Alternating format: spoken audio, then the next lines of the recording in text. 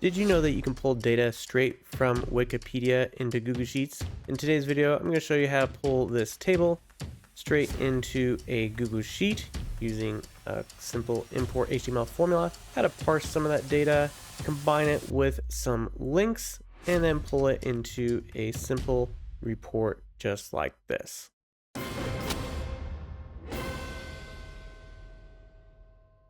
Let's start with our overall data. And so we scroll down through here, we can see there's different pieces. One that's easy to pull from in Wikipedia is tables like this. And so what we can do here is just grab our link. So I'm going to scroll up to the top. I don't need this last part after the hashtag. I'm just going to grab this, go over here. And then what we're going to do is for those tables, we can do import HTML, put that link, and then we can do a table, and then we'll check it out. We can see if one is it. Now, when you first do this, it will ask you to allow access since you're referring to something outside the Google Sheet. So that brings it in right away. Sometimes you might have to fiddle with this a little bit and go to 2, 3, something like that on that table to get the right one. But for this one, it is the first table, and so that works for us just like that. So we're not going to use some of this data. I don't think we'll use these, maybe just the rank and the title and gross and year. And so you may see some potential hiccups here that we might want to address. So for example, here we have these asterisks around those. And then on this one, we have some like T here, F, F8. And so if we look down here in our table, it's because there's some notes on these and that's getting pulled through. So let's just work through. We'll do a parsed title.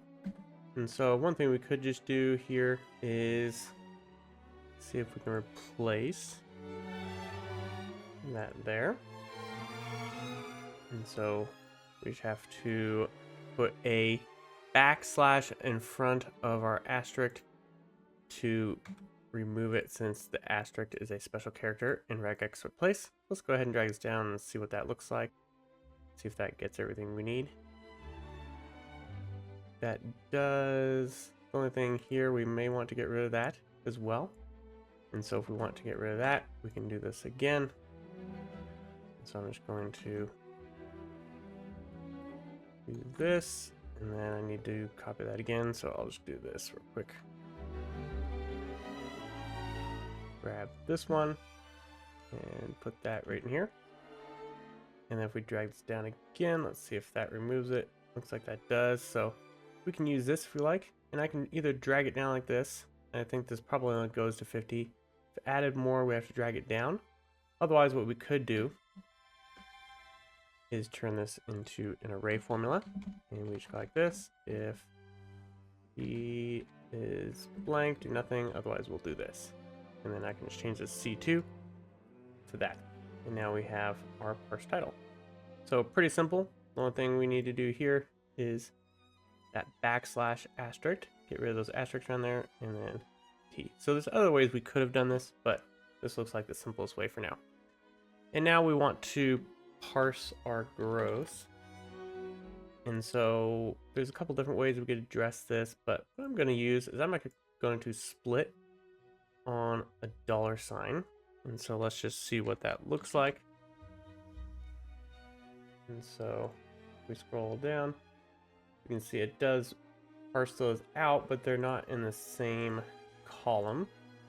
Let's go ahead and get rid of these. What we're going to do is we're going to put this into a, let's do this, D to D, and then flatten. And we're going to have to put this inside an array formula to make it work for each row. So let's put it inside a query. Select all where column 1 is not null. And check that out. All right. And so basically what we did here was this flatten, put this into one column. And then in the query, it forces one type of data. And since there's only a few notes, it's going to ignore those and only return our numbers. And so if you had a note on almost all these, we'd have to figure out a different method, but that should work for here. And there we go. We do a little bit of tweaking just like that. All right, so now we have a parsed title, a parsed gross, so we can pull that through over here. And I'm just going to use a query again here.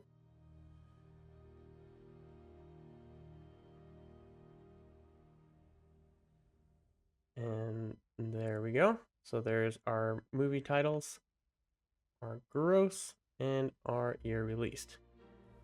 Now I wanted to get a description for each of these and then the movie poster image.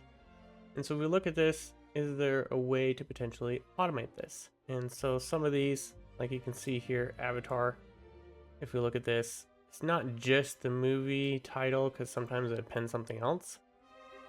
And so I can assume here then, if we have multiple movies with the same title, those are probably going to be different there as well. And so you can see that there. So it's not really a good way for us to automatically grab those URLs. And unfortunately, it doesn't come through in this data. There's no link here.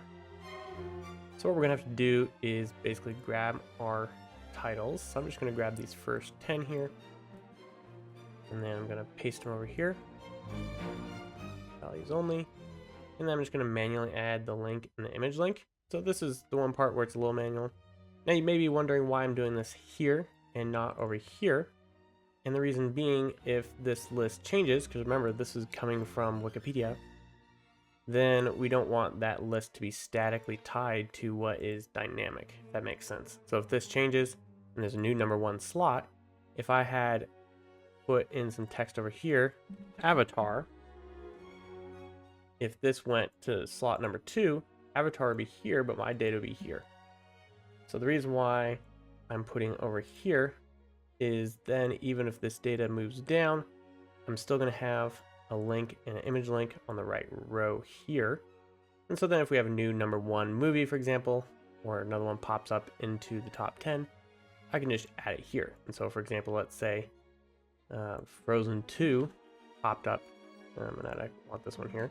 Frozen 2 popped up, I can just drop it here and get that link and image link there.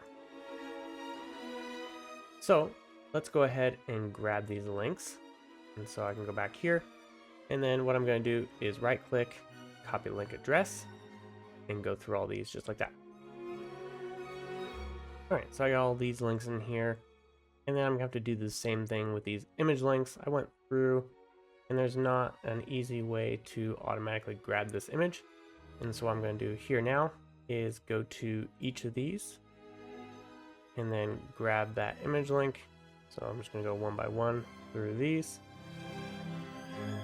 Grab those image links. And so I'm going to right click on these, do copy the image address, come back in here, drop it in here, and go through that one by one just like that. All right, so it takes a minute if you're doing multiple, but we got them all through here now, and now we can go through and get the rest of our data. And so I'm just going to pull up one of these here. And so the one thing we can grab is our description. And so this is again another way we can pull data, and this one's going to be a little more automatic here. So if this gets changed, it will update for us. And so here we can grab, if we right click just in this paragraph, go to inspect. And this is a way you can grab other data from the page. And so we showed you how to use IMPORTHTML and grab that link here and then put table and one. And now we're going to show you how to use data just from this tab right here like this. So right click, inspect, and you'll have this show up over here on the right hand side. And then what we want to do is kind of tab through. When you do inspect, it'll get you to the right kind of rough spot in the HTML. And so if you lose your spot, just right click, inspect again. And then what we're looking for is where our whole section is highlighted. And so you can see there's different elements as we hover over them, they get highlighted. So let's try this. Looks like this might be the one we have. So once you get to that element, then you want to right click, copy, and full XPath. Now you may try XPath or full XPath. I'll show you both. And so sometimes there's a slight difference in that, and so we can just check that out. So what we're going to do with this is we don't need this link again because we have it here. And so what I'm going to first do is get those links. So VLOOKUP, or we could use XLOOKUP as well, but let's actually use XLOOKUP. Avatar, and then our links. And so I look in this movie column and then return that link column. And there we go. So there's that link. And so now I can do import, but this time XML. And if we look at XML, we do a URL again, but then an XPath query. And that's why, hopefully I still have copy there. Yep, there it is. And so let's check that out. And this should go ahead and load. Now if we scroll over, what we can see here, especially if we turn this white, you can see there's some data over there. And so let me try and do a little join here. I'm just going to do join like that. And so I'm just joining with no space here. So we could add a space. It's going to give us a little extra spaces. And so typically this works. Sometimes you might have to do this if things get run up on each other. Actually, they are right there. Epic science. So let's do this real quick. Let me do a space. So we have some extra spaces. So what I'll do is a regex replace. And then I'm going to do a space, or two spaces, and then a single space. And what that should do is get rid of every double space and replace it with a single space and get us to our correct format. And so pretty good. There's a couple little goofy things, like there's a space between comma and the Pandora there, periods, but we'll just go with that for now. And so now at this point, we can go ahead and drag this down, and this should pull back for each one. Because what it's doing is we're looking up that movie, grabbing this link, and then applying that same rule there. Let's just double check real quick what this other one looks like, the regular XPath instead of the full. So let me do that real quick. Back in here, let's just check that out. And so when you pull this in, you can see something's going on here. This turned black.